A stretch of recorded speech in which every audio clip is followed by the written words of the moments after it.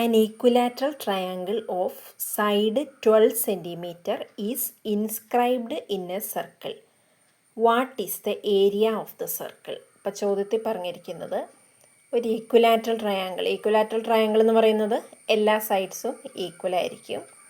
12 centimetre ഒരു സൈഡുള്ള ഒരു equilateral triangle ഒരു സർക്കിളിൻ്റെ അകത്ത് ഇൻസ്ക്രൈബ് ചെയ്തിരിക്കുകയാണ്.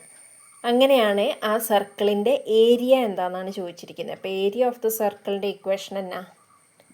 ഏരിയ ഓഫ് സർക്കിൾ എന്ന് പറയുന്നത് പൈ ആർ സ്ക്വയർ. അപ്പം നമുക്കിവിടെ അറിയാവുന്ന ഒരേ ഒരു കാര്യം എന്നാ?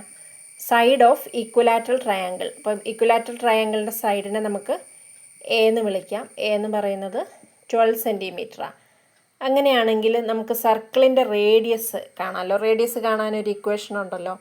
അതായത് ഈക്വലാറ്ററൽ ട്രയാങ്കിളിൻ്റെ ഒരു സൈഡ് അറിയാമെങ്കിൽ നമ്മുടെ അതിനെ ചുറ്റുമുള്ള സർക്കിളിൻ്റെ റേഡിയസ് എന്നതാ? റേഡിയസ് എന്ന് പറയുന്നത് a/√3. അപ്പോൾ ഇവിടെ എ എത്രയാണ്? ഒരു സൈഡ് 12/√3 ആണ്. അപ്പോൾ √3 താഴെ ആയതുകൊണ്ട് നമ്മളത് മേളിലേക്ക് കൊണ്ടുവരാനായിട്ട് മേളിലും താഴെയും √3 വെച്ചിട്ട് മൾട്ടിപ്ലൈ ചെയ്യും. അപ്പോൾ √3 ഇത് 12ൻ്റെ കൂടെ ഓൾറെഡി ഉള്ളതായിരുന്നു. അപ്പം 12√3/√3 ഇൻറ്റു √3 എന്ന് പറഞ്ഞാൽ എന്താ? 3. അതായത് ഏത് നമ്പറാണേലും ഇപ്പോൾ √4 ഇൻറ്റു √4 എന്ന് പറഞ്ഞാൽ എന്നാ? √4 എന്ന് പറഞ്ഞാൽ 2 അല്ലേ? വീണ്ടും ആ √4 വരുമ്പോഴത്തേനും 2 വരില്ലേ? 2 ഇൻറ്റു 2 4 അല്ലേ വരുന്നത്? ഏതിൻ്റെ അടുത്ത് നോക്കിയാലും ഏത് നമ്പർ എടുത്താലും √a ഇൻറ്റു √a എന്ന് പറഞ്ഞാൽ a ആണ്. അങ്ങനെ ഒരു കൺസെപ്റ്റ് അങ്ങ് ഓർത്തിരുന്നാൽ മതി. അപ്പോൾ 12√3/3 എന്ന് പറയുന്നത് എത്രയാണ്? 4√3. 12/3 എന്ന് പറയുന്നത് 4 അല്ലേ?